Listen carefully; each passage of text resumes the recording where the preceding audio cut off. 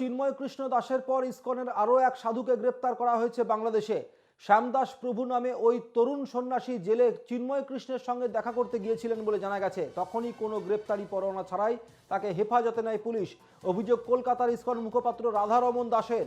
শুক্রবার চট্টগ্রাম, কিশোরগঞ্জ, পটিয়ায় 3টি মন্দিরে ভাঙচুর চালানোর পর থেকেই ওই এলাকা থেকে দলে দলে হিন্দুরা ঘর ছেড়েছেন। তাদের অনেকেরই ঘরবাড়ি ছেড়ে নিরাপদ আশ্রয়ে চলে গিয়েছেন। মন্দির ছাড়াও এলাকার বেশ কয়েকটি দোকানেও ভাঙচুর, লুটপাট চালানো হয়। ভাঙচুর হামলার ঘটনায় গ্রেপ্তার করা হয়েছে ছাত্রলীগের 3 কর্মীকে। রবিবার বিশ্বজুড়ে শান্তি প্রার্থনার ডাক দিয়েছে ইসকন। বাংলাদেশে ফের গ্রেপ্তার ইসকনের আরও এক সন্ন্যাসী।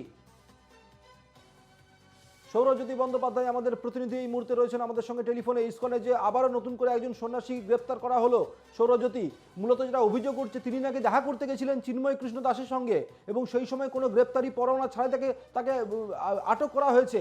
এবং এই গোটা বিষয়টির পরিপ্রেক্ষিতে, এই গোটা অবস্থায় পরিপ্রেক্ষিতে এই মুহূর্তে বাংলাদেশের পরিস্থিতি কি?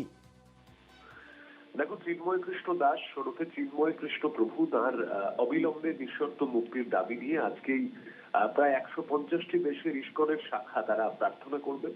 এবং রাধারমন দাস, ইসকন কলকাতার যিনি অন্যতম মুখপাত্র, তিনি গতকাল যে দাবি জানিয়েছেন এবং একই সঙ্গে তিনি যে বিষয়টি জনমানুষের বার্তা দিয়েছেন যে গতকাল চিন্ময় কৃষ্ণ প্রভুর সঙ্গে সাক্ষাৎ করতে গিয়েছিলেন বাংলাদেশেরই আর এক সন্ন্যাসী শ্যামদাস, ব্রহ্মচারী শ্যামদাস। এবং হেফাজতে থাকাকালীন সময়ে তিনি যখন দেখা করতে যান তখন কিন্তু তাকে বিনা কোন রকম গ্রেপ্তারি পরোয়ানা ছাড়াই আটক করা হয় এবং এই মুহূর্তে পুলিশের তরফ থেকে তাকে হেফাজতে নেওয়া হয়েছে।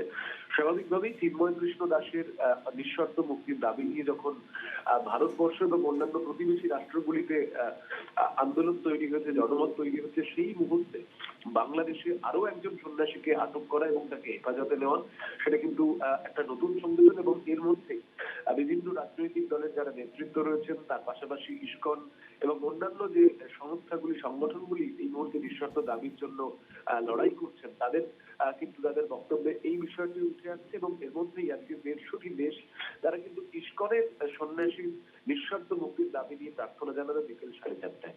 ধন্যবাদ সৌরজ্যোতি। সঙ্গে ছিলেন আমাদের প্রতিনিধি সৌরজ্যোতি বন্দ্যোপাধ্যায়।